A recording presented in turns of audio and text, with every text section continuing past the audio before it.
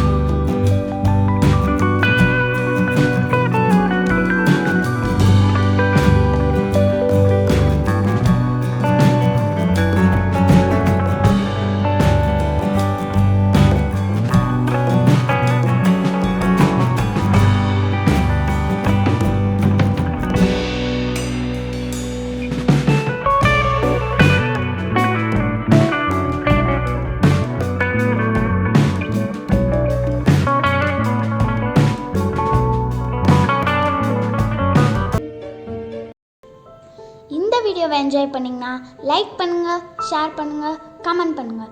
கூடவே சப்ஸ்கிரைப் பட்டனை கிளிக் பண்ணி பெல் பட்டனை டச் பண்ணுங்கள்.